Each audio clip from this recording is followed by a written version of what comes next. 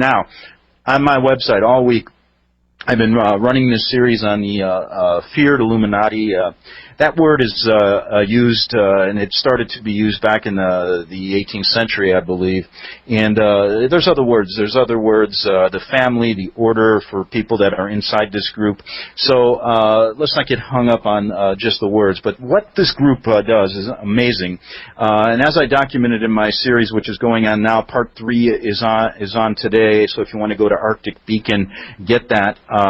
And it's talking about Svali, who was a member of the Illuminati, the family, the order. She's with us as our guest today, and after this break, we're going to find out the whole story from beginning to end about Svali's involvement, and then about how she decided to get out and what she's doing now. And I might add, it's a great thing what she's doing now, alerting people and also helping many, many people in America understand exactly what this group is all about. So anyway, we'll be back with Svali on the Investigative Journal. I'm your host, Greg Szymanski.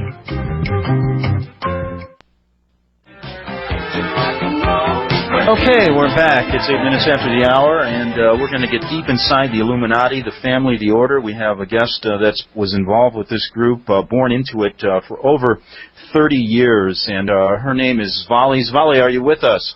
Yes, I am.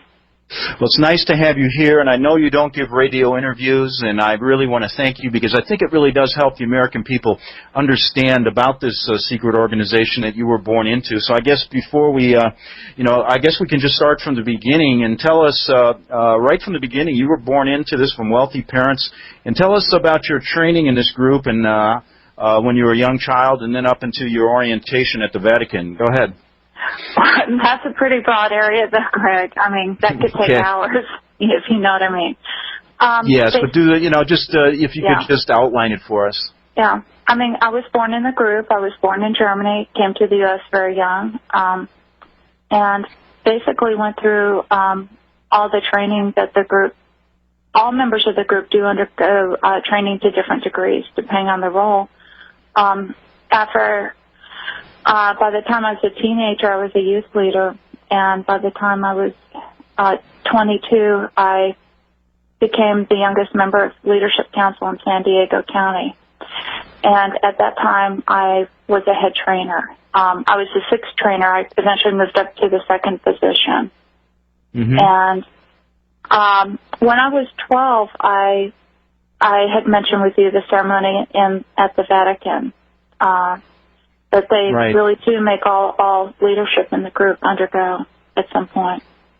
Now, basically when you were growing up, I remember you told me that you were instilled at a young age. You were born to a very wealthy, well-to-do family. You moved back to the States. You were told at a very young age you were special. You were chosen. Correct? Well, they tell everyone in the group that they're special and chosen. And, in fact, that's one of the things that made me very cynical when I was older is that, you will never meet a person who's an Illuminati who's not been told and programmed for years that they're special. They're the only one that can do things for, quote-unquote, family. But I was told, yes, I would do great things for family one day. And the reason why I guess I can filter some of this with objective view is I know what my role in the group was, and it was over quite a significant number of other people. So I don't evaluate my role or specialness within the group, not so much by what I was told, but by what I did. So you reach the age of 12, and then you're told by your parents you're going to an induction ceremony in the Vatican. Can you tell us how that happened and what occurred at that ceremony when you went there? Okay. This isn't easy to talk about, as you know. When I was 12, I was flown over to Germany, and I was I'll call him the German father's house over there. And there was some preparation for a few days beforehand, and I was told that there would be a very important ceremony, and it was considered a sealing ceremony at that point. And basically, I was told a little bit about what I was expected to do during the ceremony. When we got there, we went to the Vatican. There's underneath the Vatican. There's a large room that I described to you when we talked before. It's it has 13 catacomb chambers leading into it with and what they do is they, as you go down these steps into the room, you can see that it's almost circular, and so they're all around it, and they bring out the mummies from the catacombs, and they set them beside each one, and they say that the spirits of the fathers watching over the ceremony. And during the ceremony, there was a large table in the center of the room. It was on top of a huge golden pentagram, and they had a ceremony there. You know, they. Okay, now how many other children were with you being inducted into the family or the order, as they call it? There were 2 other children at that point, and there were several adults too. Okay. See, the church also brings in adults to swear their allegiance too. Just so you know, I was told, and I don't know if this is true, but if you're going to rise to a certain position within the Catholic Church hierarchy, you do have to go through that ceremony as well. Okay, so you're down in this room with your parents weren't present. No. The German father and the French father were. Yeah. Okay, and at that point, tell our listeners what you witnessed. Well, there was a table. It looked like dark glass in the center of the room. I mean, it was made of stone, but it was very shiny and dark and black. And it may have been something like obsidian or onyx. I'm not sure. You know, I'd have to. That's the only time I've seen stone like that. And it had like around the corners, it had like these gold, I guess, channels that you know, to collect fluids. And little boy was placed in the center of the table and drugged. I think he was drugged because he was very quiet. He didn't move or say anything during the ceremony. This was a little 3 or 4-year-old boy. Yes. Correct? Yeah. And then they continued to They continued to do a child sacrifice. Yes, right in front of you. They did. Yes. Yeah, I told you about that before. Yeah. Now afterwards, what a unbelievable experience for a youth. I mean, for a 12-year-old. I mean, I just what went through your mind? I guess when that happened. I mean, I was terrified. I mean, I was absolutely horrified. I can't describe the terror you feel when you go through something like that. And do you remember the words they were saying as this was going on? The man was in scarlet. He was speaking in Latin, and basically he was saying, you know, please accept the sacrifice, you know, on this day. But then, you know, and then he said the sacrifice will seal the ceremony, and then he did it. Again, I was so terrified that. Have you ever been in a situation where your heart's racing, but you can't do anything, and so you're just kind of sitting there and you're kind of like fading in and out? That's kind of. I can remember as a youth being frightened, but I don't think I've ever. No. All right. Well, gone through anything quite like what you. Yeah, imagine your heart rate going up to about 220. You can't move, so you're kind of shaking, but trying like not to show it. Mm-hmm. And it, I mean, it was horrible. And I was keep thinking inside, I can't wait till it's over. I can't wait. I mean, you don't say this, but inside you're just kind of saying over and over, I can't wait till it's over. I can't wait till it's over. I can't wait till it's over. Afterwards, the man in scarlet, he had a huge golden ring on his hand, and he came over to the center of the room, and he had each of the people that were swearing that day. I had to go forward and kneel before him and kiss his ring and swear my allegiance to the new order, to the new world order, until my death. Now, at that point, you are escorted out. Yes. Yeah. After the ceremony was all over. I mean, the other people also did theirs as well. You know, they had to swear their allegiance too. And then they were the same age as? They were the same age as you? The 2 children were, but there were also 3 adults that went forward and did the same. And afterwards, we were told, may the same to you or worse occur should you ever break this oath. So it's basically, imagine at that age, and you weren't really prepped for this, were you? I mean, you were told there was a ceremony, but nothing. You didn't expect anything like this, from what I gathered. Well, talking to you. it was very difficult to go through, just because the sense of horrific oppression down there too was the worst. I mean, I've gone through some ceremonies in my life in the Illuminati. You do go through them, but I have to say that in my experience, this was the worst, just because I can't explain the amount of darkness in a room like that, just of pure evil. And unless you've ever been in a seeing oppression, I mean, it's just horrible. It wasn't just what happened, but just, I mean, the oppression. And I'm a Christian now, and I know the difference now between when there's evil present, oppression, or when God's love is present and joy and peace, which is the exact opposite of what was in that room. Now, you know what I find quite interesting about this? About 25 years ago, I was a reporter and a freelance writer in Rome, and I spent 6 years there. I walked through the Vatican many, many times, hundreds of times, covered the papal addresses, things like that. And during that time I was there during a Vatican scandal, which involved the church bank and other things, members of the Illuminati, the Freemasons. I was approached by a woman on Via Veneto. I'll never forget this. Rome's a small town, and people knew I was covering stories about the secret societies, things like that, because I had to ask people. Well, this woman came up to me and told me similar stories. She wasn't quite as specific because she couldn't handle it. She would break out crying. Yeah. And had tried to commit suicide twice because she couldn't get out of the Illuminati. She was a member, she was, again, born into it, a very wealthy northern Italian family. And she told me basically the same ceremony took place with her. And so when I started talking to you, I wanted to relay that to you and to also relate to my listeners that I heard about this 25 years ago. From a woman by the name of Maria and many other people, several other people in Italy that I talked to. I was never able to locate, or really, probably for my own safety, never find out what happened. But again, Svali's corroborating a story that I heard about 25 years ago. We'll get back after this break with this incredible story about a member of the Illuminati who's now out of the group and safe on the Republic Broadcasting Network.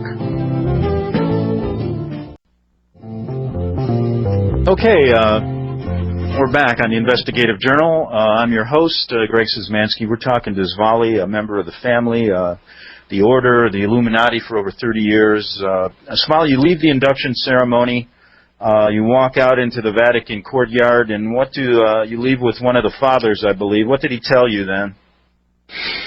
At that point, he just told me to never forget that, he told me that I performed well during the ceremony because I didn't scream or, pass out or anything like that. So he said you did very well, and he was pleased. And then we went and stayed at a home nearby, a local, it must have been a local person. I didn't know them. We spent the night there before we went back to Germany. Okay, and what about the other people during the ceremony? How did they handle themselves? Do you remember? I'm going to say, unfortunately, I'm so, and when you're in that kind of situation, the last thing they're thinking about sometimes is what the other people are doing. I was just so trying to not, lose it myself. And that I do know that, no one screamed or shouted, or anything like that. Everyone was quiet. I think to say dead silence is, unless the person was spoken to, is true. Or unless they had to go forward and kiss the ring. Let's move on. I think the question I wanted to ask you, and this is such a wide subject. I've had a chance to talk to you a number of days, and I've done some stories about it. You go back home. You're 12 years old. You said you were schooled into 12 disciplines. So your life begins, and now you're in some type of organization that isn't that is very different than what most people experience. But tell us, I guess what I want to do is leave it open to you to begin. I mean, you've written so in depth on this story. I'm just going to give you the microphone and let you begin and tell the listeners what you think is important about your original training, about the group, and about many things that I know people want to know about the Illuminati. Go ahead. Okay. Well, Greg, first I want to say that my purpose in talking about this is not to glorify evil, because there are very wicked people out there, very powerful people. And I don't want to at all magnify their power, but I do want people to know that this is real, that these people exist, that people who say there are people out there that are involved in these activities, it really happens. I also, because I know that there are children being hurt in the group every day, and that's my motivation for coming forward. I don't like giving interviews for obvious reasons. I'm willing this one time to lay aside my thoughts of personal safety because these people need to be stopped. It needs to be stopped. Okay. Okay. Well, go ahead. And normally children in the group are born into it. While the Illuminati very rarely does outside recruitment, that's not their main method. It's just passed down generationally from father to son and mother to daughters to children until the whole family line is in it. Throughout the centuries, people have tried to escape, but a lot of times they were either poisoned, murdered, or set up to look like a suicide. They don't like it when people leave, and they try to make it very difficult, simply because it looks bad. They go through an enormous amount of training from the time you're an infant. You undergo indoctrination. And when I say indoctrination, I don't just mean like cult programming so much as watching your parents and seeing what they do. My parents modeled their behavior. To them, the group was very important to growing up. I saw that 3 times a week, everything was dropped to attend to the activities. Okay? Okay. Basically the training process is designed to help you take on your adult role in the group. The Illuminati covers so many levels, though, too. It goes all the way from what most people think of as like a satanic coven type thing at the very low local level, all the way through. It's a huge, enormous business corporation. At the mid-levels, you have people overseeing finances and administration, who are overseeing, these people are making a lot of money through gun running, through white slavery, prostitution, pornography. They have links and ties to the mafia left and right. And, in fact, the mafia are afraid of them. Yeah. Well, think about it. But because they know that you don't cross the members of the group. They have a very spiritual orientation. They're not satanic, though. They're Luciferian, which is a difference. But the ultimate goal of their spiritual philosophy and their steps of discipline is they believe that should you complete all of your training, that you become a god. That is their actual end goal. Is they believe in the achievement of godhood, of the luminous philosophy, through different means, through what they call enlightenment or illumination, which is how they got their name. They're international. In Europe, there's 12 fathers who sit that represent the different nations of Europe. They are very expectantly awaiting he who is to come. And during that ceremony in the Vatican, on my knees, I had to swear my allegiance to serve he who is to come. They believe. Svali, can you? I have to take a break. We'll continue with the massive organization. Your role as a mid-level person in the Illuminati on the Republic Broadcasting Network. Okay, we're back on the Investigative Journal, and I'm talking with Svali. Svali, why don't we just pick it right up where we left off at the break? You were telling us about this hierarchy that starts with 12 fathers. Can you just run that down for us so people know exactly how this group's organized? Sure. At the top levels, it's in Rome. That's the center or the heart of the Illuminati. That's where the power base is. And that's why all leadership must wear fealty in Rome, because that's considered the core of the spiritual center of the universe, is how they view it. From there, in Europe, there are 12 fathers, one for each country in Europe. When I was younger, too, I had to also meet with the fathers at one point and kiss their rings and go through another ceremony of allegiance to them as well. There's in the Illuminati, the European fathers, though, rule over what are called the different houses. For instance, if you're from Germany, then you belong to the German house. If you're from France, you belong to the French house. They call them houses. UK, Russia, Poland, Belgium, Spain, Italy, and others. From there, America was considered a mission field for them. And in the 1600s, Pittsburgh became the first port of entry for them, and that's where they first settled. And so that's why it's still considered a spiritual power base for the group on the East Coast in the U.S. You know, and I did want to mention one thing. A caller or a listener, a reader of your stories, sent me an email, said, Greg, check into the reason why President Bush, right after being elected, went to Pittsburgh and talked to a Masonic group there. I found that quite interesting. Go ahead. Yeah. Oh, yeah. No, I mean, it's the spiritual power base for the group. From there, it spread out, of course, to the Atlantic seaboard and then throughout the nation. And while the nation is divided into many regions, multiple regions, 7 main regions, the East Coast region has its spiritual power base in Pittsburgh, but the administrative power base is in Alexandria, Virginia. That's where they administer the finances or the day-to-day operations. The West Coast, or the West region, or west of the Mississippi, has its power base in the San Diego area. And that's where you spent a lot of time, correct? Yes. I was sent from the Alexandria Council, sent me to San Diego to help them out. Okay, go ahead. Let's see. Those are the two, of course, main regions, and then each of those regions are divided into sub-regions. And so then you have your regional council sitting over those and overseeing activities. I mean, if you can think of the structure of a large multinational corporation, that's really how the Illuminati is structured. Then beneath each of the regional councils are your local councils. They call them sister groups or your local councils, and then you have your local groups under those as well, or what they call the sister groups. So any major metropolitan city could have anywhere from 5 to 15 groups, depending on the size population base.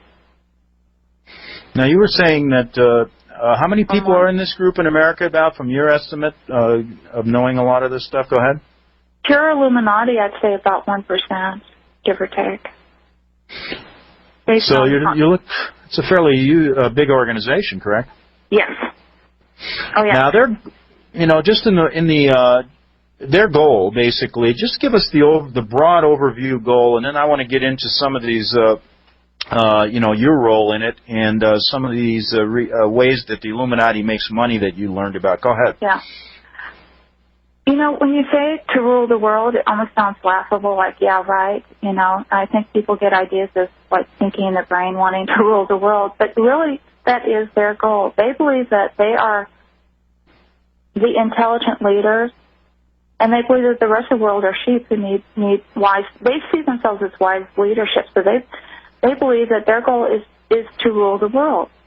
Mm-hmm. I mean, but at the same time, they have ways of doing this. Their main methods of doing so are behind the scenes. They believe in infiltration of the media, of education, and of government. Those are the 3 areas, and of the financial system. And they've successfully done quite a bit of all 4 throughout Europe and the U.S., as well as other countries.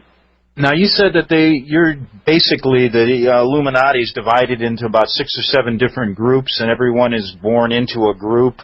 Can you outline what those groups are? Well, no, it's all one group, but it just has different levels, Yeah, that's what I mean, like the sciences, the government. The Illuminati is divided into different branches of learning. And Okay. these branches include sciences, military, government, leadership, scholarship, and spiritual. Those are the 6 branches of learning. And while all children need to undergo some training or teaching in each area, as they get older, they begin profiling you from infancy, and they know where your aptitudes and abilities are. Then you really go into, most people specialize in 1 branch or possibly 2 branches of learning. And you were involved in what branch? I was heavily involved in sciences, and also to some degree I did some spiritual as well, but mainly sciences. Just to backtrack 1 minute, these 12 disciplines, as a child you were rigorously trained in this, correct? Yes. Okay. And what were those disciplines? I mean, if just you don't have to go through each one of them, but what primarily were you taught? I think the best way would be to just give you an example of just one type of training that they do. Okay. When I was 2 years old, I was left in a room for probably a 24-hour period. When you're that age, it's hard to estimate, but it was a long time. I know that the sun did go around at least once. You know, it wasn't just like a few hours. And at that age, when you're 2 and you're left completely alone without food and water, you're terrified. And at the end of the time, I was just dying of thirst. I remember I've never been so thirsty in my entire life. And my mother walked into the room, because a lot of times they have the children, you know, or the parents as train the children at these early ages. And there was a table in the middle of the room, and I'm sitting there, and she sits there, and she brings me this cold pitcher of water, and she starts pouring it. I said, "Mama, I want a drink of water." And she slapped me out of the chair. And I remember crying, and I'm like, and as I'm crying, and she's drinking the water in front of me, and she leaves. She takes a pitcher of water, and a couple of hours later, she came back in and did the same thing. I said, Mama, I want water. And she slapped me, across the room. And after this had happened about 3 times, luckily I was bright enough that by the 3rd time she came in, I remember crying silently. I just looked at her. I didn't ask. And after she got up and left with the pitcher, then a man came into the room. He said, "You did very well that time." And then he gave me a drink of water. And I've always, that was part of the learning not to want stage. And looking back on it, I realize now as an adult that the purpose of that training was to teach me not to recognize my own physiological needs and respond to them, but to look to outside people to tell me what I wanted or needed. Now, you basically, you told me that you led kind of a dual life in the Illuminati. I mean, that's basically how they function. They have a day job, and then at nighttime you're quite busy sometimes with the cult's activities, correct? Yes.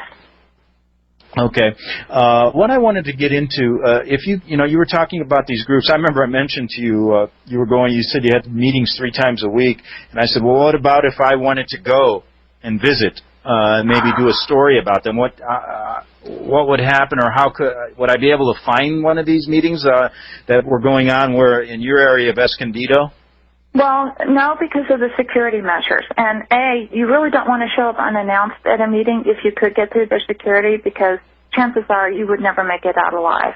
Let's just say that a sudden auto accident would occur and be reported in the papers. Unfortunate accident, man accidentally runs into tree. I'm serious. But the security that they have during group meetings is so intense that it would be very difficult. They have security at the 1 mile perimeter, the 3 mile perimeter, and the 5 mile perimeter. They have 3 people assigned. Usually one's like up in a tree where you can't see him at the 5 mile perimeter, and then you have one person who's standing who looks like a security guard for this state, because these are often large, wealthy states, which is appropriate, and he's dressed in the uniform. And the 3rd person's standing hidden behind a tree. As cars come through, and they come through the gates, because remember these are gated estates. If it's not someone on their approved license checklist, they'll stop the car, and it's just like at a military installation. They'll say, "Can I help you? Are you lost?" Their goal is to delay the person. Now, if a person's saying, "Oh, is this blah blah blah," and they're just asking directions, they'll give them directions. They'll be very pleasant and send them on their way. to where they're supposed to be going. But if they are acting as if they want to go further into the state, and this is not an okay person, then the person, they will say, all right, well, let's you can say he's not expecting you. That's a code word. That tells a person either behind, up in the tree, hidden, or else hidden further back. They radio ahead and they say, unexpected visitor. At that point, everyone has been trained to pick up and leave immediately within 5 minutes. No traces of the activity. So this is some of the methods they go through so you don't get caught. I know that you wrote an article about why the occult doesn't get caught, and that's pretty specific. I mean, you have so much stuff here, and we can't get into it all in 2 hours. So please pick and choose what you think is most important. But I found that to be interesting, why the cult doesn't get caught. Is there anything in just a brief time you could explain to us that? Well, their security, their money, their influence. Some of these people even own newspapers. Imagine trying to get a article published, disclosing. There's a lot of reasons why they don't get caught, because that's the first thing people ask. But then my next question is, how many child pornographers are out there that the police have been chasing for years and have never found or caught? Correct. And they're not even members of a secret organization. They're just trying to hide, So when now you think about... Okay. Yeah. You are a mid-level person in this organization, a head trainer. We're going to get into those specifics in the next hour. But, what did you learn about the infiltration of this group into all of our different areas of government, media? They're basically at the high levels of most of our financial institutions also, correct? Yeah.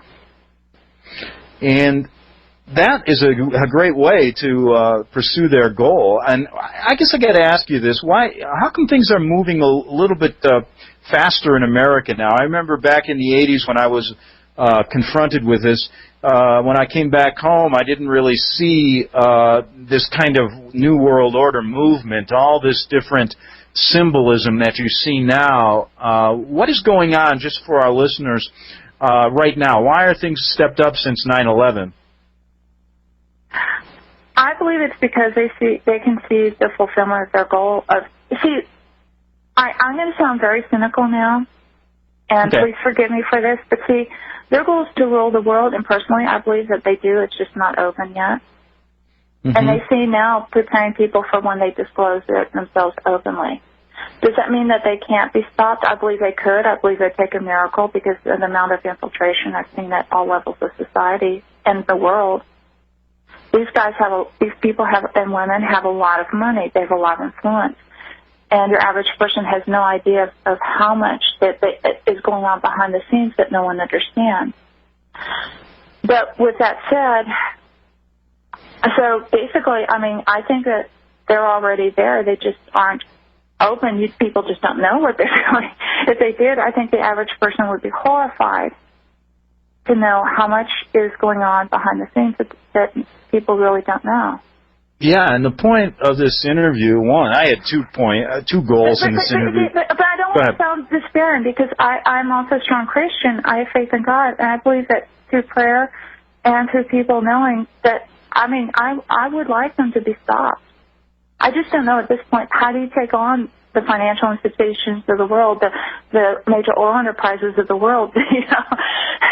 That's the question. Yeah, it's a difficult question. Now, you're in the mid-level of this group. You worked your way up to a head trainer, correct? Yeah. Now, what did you learn? Before we get into the specifics, you outline in some of your writings the big money-making, the ways this group makes its money. Can you go over and outline some of those methods? Again, if you can think of an illegal activity, they're probably involved at some point. Maybe not overtly at the point of where the actual money is first changing hands. But when you have child pornography, prostitution, white slavery, gun running, gambling, then at some point where the money is changing hands, buffered by about 4 layers of people, there's going to be probably someone from the Illuminati involved at that point. These guys have their fingers in everything. Now, go ahead.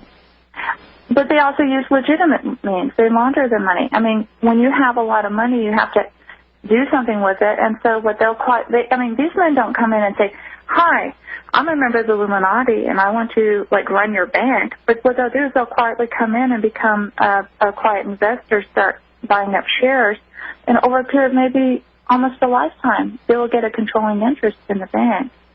Or else become a very, and maybe in their son's lifetime, because that's the other thing about Illuminati. The Illuminati do not see it as it must happen now in my lifetime. These people have goals that last for a century or 2 centuries. They're very, very patient. And that's why the specific training of the children is so important, correct? Yes. It's to teach you patience. Everyone knows growing up in the group, they know that we may not see the coming order disclosed or open or revealed in our lifetime, but our children or our grandchildren may.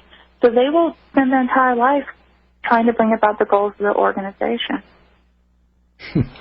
Incredible. So now you're in the mid-level, and I can see now where they use this programming techniques, the different mind control techniques. Yeah. We got a minute before the break. Just kind of what our interest about how you, what your specific role was.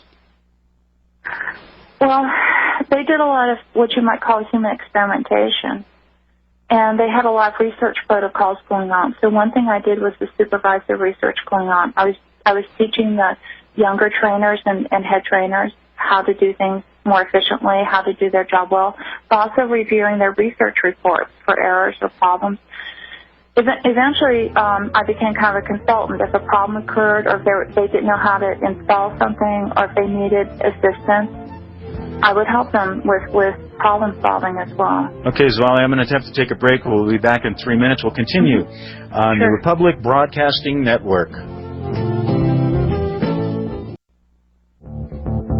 Okay, we're back on the Investigative Journal. I got a short 4-minute segment here, then we'll take a break and come back with Svali for a whole nother hour. We're talking about some of the jobs in the Illuminati, the practical daily jobs that these members of this group who are infiltrated in America heavily take what they do. Now, one thing I find interesting, Svali, is, in the media, I'm not going to name names or anything else. I don't have any specific information, but I find it interesting doing some background checks, and a lot of the top media people in our country, they all come from these very wealthy families, and that's not the typical MO for a journalist. A journalist is somebody grows up on the street, wants to talk to people. I mean, I can think of Jimmy Breslin, guys who never went to college, didn't know how to type, and just got in there and took their tie off and started writing stories. But, as you look at the media now, these are all these silver spoon kids growing up with silver spoons. I find that quite interesting. How deeply infiltrated, from your knowledge, are they in our media? Wow. I do know fairly deeply. I remember that when I was in San Diego, on Leadership Council during meetings, they would laugh about how people had no idea of how much they were being influenced and didn't even know it. They found that kind of amusing, which is, that's the mindset of people in the group, though. They're like, the sheep has no idea that they're being led by the moon. And they find it amusing because they show it as evidence of this. I'm sorry, I'm just describing what they say. I don't agree with it now, but they saw it as evidence of the stupidity of the average person, that they have no idea. I'm not saying that every news story or every newscast story is a member of the group, by no means. But they specifically do teach and train and educate children that show an aptitude for the media, because they want that. And if a person has a bright, charismatic personality and presents well, then that's just that child will go into that if they have the verbal communication and other skills required. Correct, and that could explain why a lot of our stories really never get covered outside of the influence they have financially and the ownership of the media. Not by coincidence. What's that? Not at all a coincidence. Yes, that's a good idea why, folks, you're not getting the news from those outlets. We have not only in our government. It explains, a lot of things. Why? Look at the war in Iraq. Look at the evidence there that shows that it was wrong. Look at what they're doing in Iran right now. It's incredible. All this stuff it's pretty obvious, people. You know, there's something behind it. Svali is here trying to explain this organization from her knowledge, and it's quite a story. I know this idea, you were involved as a trainer, mind programming. I mean, this is just, I'm looking at some of the chapters in a book you have yet to publish. I mean, we're talking about brainwave, color control, metal, jewel programming linked to stories and movies. I mean, it goes suicidal program. In just a minute here before I break, can you kind of break down what you learned about the importance? Well, we got to take a break, Svali. Sorry. We're going to do that quickly. Then we'll get back to you. We're talking to Svali regarding her role as a head trainer in the Illuminati and the American Illuminati. We'll be back on the Republic Broadcasting Network in 2 minutes.